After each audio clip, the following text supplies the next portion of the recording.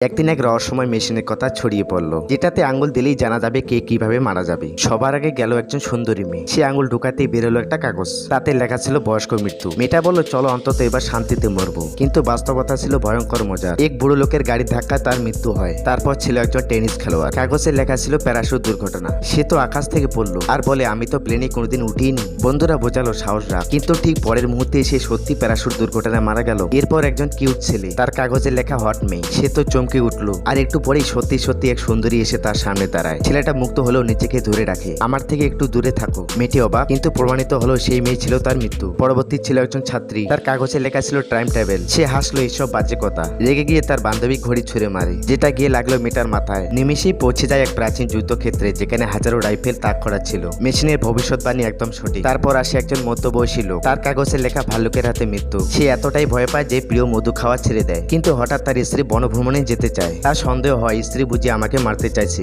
স্ত্রী বারবার তাকে ভাল্লুকের আকৃতির চকলেট খাওয়াতে চায়। অবশেষে লোকটি যেতে রাজি হয়। জঙ্গলে একটা কুড়ুল নিয়ে রাত কাটায়। তারপর সকালে উঠে দেখে কিছুই হয়নি। সে হেসে বলে, কোথায় ভাল্লুক রে? তারপর শান্ত মনে আবার মধু খেতে শুরু করে।